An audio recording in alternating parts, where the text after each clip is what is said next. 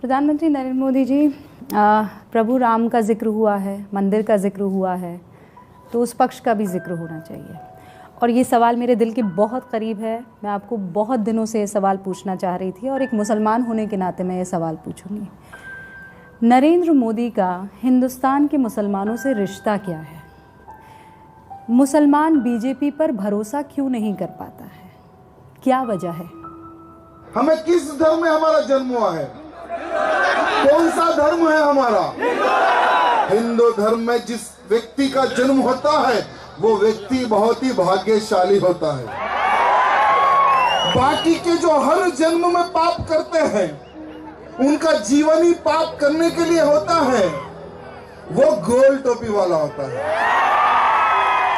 और दूसरी बात तो ये है कि मुसलमान तो इस देश के अंदर रहना नहीं चाहिए। उन्होंने जनसंख्या के आधार पर देश का बंटवारा कर लिया, तो फिर यहाँ इस देश के अंदर रहने की क्या आवश्यकता थी? फिर उनको अलग भूभाग दे दिया गया, बांग्लादेश या पाकिस्तान जाएं, यहाँ क्या काम है उनका? यदि आप इस देश के मुसलमान ये स्वीकार करने के लिए तैयार नहीं है कि मेरा पूर्वज हिंदू है, तो वो देशभक्त हो सकता है, परंतु वो राष्ट्र विरोधी है, ऐसा मैं मानूंगा। एंटी नेशनल है, माने राष्ट्र विरोधी हैं। देश में हर आतंकवादी मुस्लिम क्यों होता है और मुस्लिम बीजेपी को वोट क्यों नहीं देता है?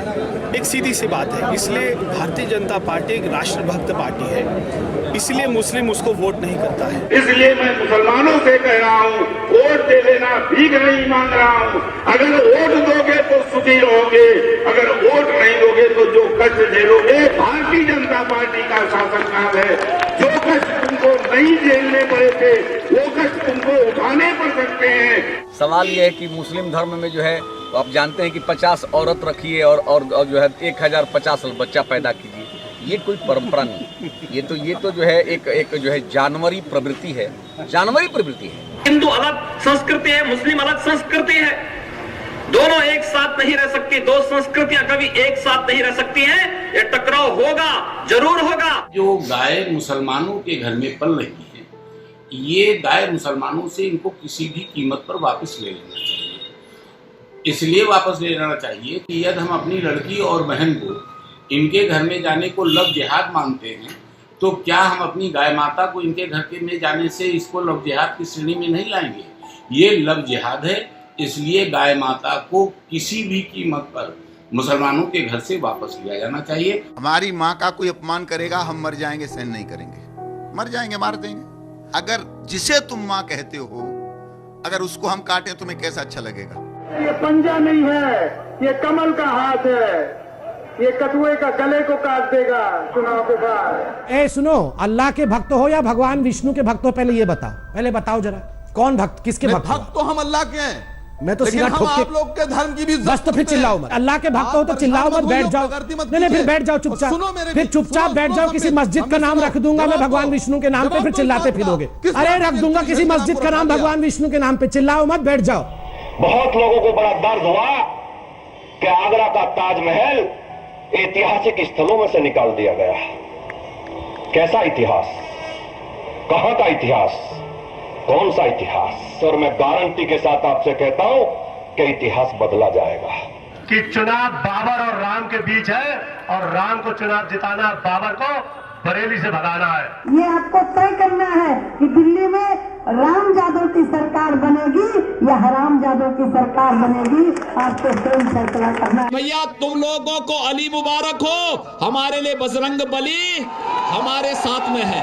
इसलिए निर्णय इस बात का होगा कि भारत की जनता भारत में भगवान के साथ होगी कि इस्लाम के साथ। इस्लाम जीतेगा कि भगवान जीतेगा? ये सच है कि भारत के अंदर हमारी जनसंख्या गिर रही है। क्या भारत में फिर से नया पाकिस्तान हम बनाएंगे? गिरिराज ने कहा, लोकतंत्र तब तक ही सुरक्षित है जब तक हिंदू बहुसंख्यक हैं। हिंदुओं की आबादी कम होने से सामाजिक समरसता खतरे में पड़ जाएगी। जिन जिलों में मुस्लिमों की आबादी बढ़ रही है वो देश की एकता और अखंडता के लिए खतरा है। अखंड हिंदू राष्ट्र, अखंड हिंदू राष्ट्र, अखंड हिंदू राष्ट्र। और जो भी व्यक्ति अखंड हिंदू राष्ट्र के बीच में आएगा उसका नामो निशान छोड़ेंगे नहीं। अखंड हिंदू राष्ट्र की स्थापना के लिए हर हिंदू अपने घर में हथियार रखना सीखे मेरे भाइयों। मैं हमारे विश्व हिंदू परिषद के अधिकारी गणों से यह निवेदन करना चाहता हूं कि हर वो नौजवान को AK-47 की शिक्षा भी देने की आवश्यकता है। देश की रक्षा के लिए हर वो नौजवान को AK-47 चलाने की शिक्षा देने की आवश्यकता है। तो मोदी जी, आप उन लोगों से नाराज़ रहते हैं या आपको गुस्सा आता है जब ये कहते हैं कि मुसलमानों को पाकिस्तान चले जाना चाहिए? पहली बात है कि मैं कभी भी इस प्रकार की भाषा को स्वीकार नहीं करता। पर आप कार्रवाई भी नहीं करते हैं। आपकी केंद्रीय मंत्री नहीं करते हैं, केंद्रीय मंत्री करते, मेरी पार्टी पक्की कार्रवाई करती है। मीडिया में जाए तभी कार्रवाई मानी जाती है क्या? आप डांट लगाते हैं? मैं इस भाषा का प्रयोग नहीं करता हूँ। ये काम पार्टी का है और पार्टी करती है, उचित रूप में करती है। आगरा में नरेंद्र मोदी की रैली में मुजफ्फरनगर दंगों के आरोपी बीजेपी विधायकों को सम्मानित किया जाएगा। खुद नरेंद्र मोदी दोनों विधायकों को सम्मानित करेंगे। मोदी की रैली में सम्मान को लेकर संगीत सोम और सुरेश राणा का कहना है कि मोदी से सम्मान मिलना उनके लिए गर्व की बात है। मोदी सरकार में मंत्री जयंत सिन्हा ने हत्या के दोषियों को माला पहनाकर उनका स्वागत किया, सम्मान किया। गोरक्षा के नाम पर हत्या के दोषियों से मिले मंत्री जयंत सिन्हा ने माला पहनाकर हत्या के दोषियों का स्वागत किया। दूसरे मंत्री गिरिराज सिंह, उन्होंने दंगे के आरोपियों से न सिर्फ जेल जाकर मुलाकात की बल्कि उनके लिए बाकायदा आंसू भी बहा दिए। और मेरी सरकार सब नागरिकों के लिए काम करेगी। मेरा मंत्र है सबका साथ सबका विकास। तो आज के बाद अपने मन में एक बात बिठा लो कि आज से मैं 1 रुपए की भी चीज खरीदूंगा तो हिंदू के पास से खरीदूंगा। मैं 1 रुपए की कोई भी चीज वस्तु या खरीदूंगा वो हिंदू के पास से खरीदूंगा, इन देशद्रोहियों से नहीं खरीदूंगा।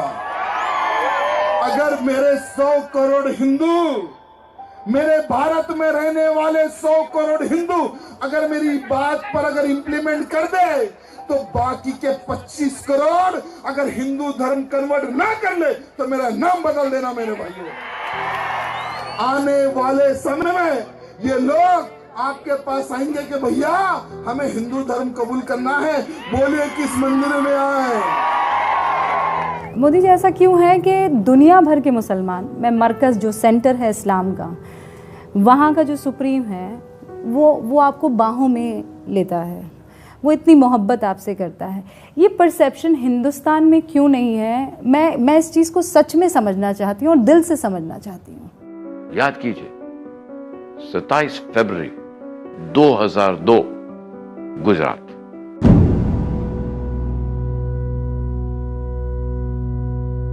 27 फरवरी 2002 को गोधरा स्टेशन पर साबरमती एक्सप्रेस के एक डिब्बे में आग लगी और 59 लोग मारे गए, जिसमें ज्यादातर कार सेवक थे जो अयोध्या से लौट रहे थे। उसी दिन शाम गुजरात के मुख्यमंत्री निवास पर बैठक हुई। इसमें नरेंद्र मोदी भी शामिल हुए। इस बैठक में क्या हुआ ये जांच का विषय बना रहा, लेकिन इसी 27 तारीख की बैठक में एक बड़ा फैसला हुआ। फैसला था गोधरा से शव अहमदाबाद लाने का। पुलिस और प्रशासनिक अधिकारियों ने इसका विरोध किया था। यहां तक कि मोदी सरकार में मंत्री हरेन पांड्या ने भी इसका विरोध किया था। बहरहाल 2003 में हरेन पांड्या की अहमदाबाद में हत्या कर दी गई थी। हरेन पांड्या के पिता ने इसके लिए मोदी को दोषी ठहराया था। हालात बिगड़ता कब है या बिगड़ते वो खराब कब होता है? जब इस हादसे में मारे गए 59 के 59 लोगों को उनकी लाशों को उनके परिवार को नहीं सौंपा जाता, बल्कि खुली गाड़ियों में, ट्रक में और बाकी गाड़ियों में इन 59 की 59 जली हुई लाशों को गोधरा से अहमदाबाद ले जाया जाता है।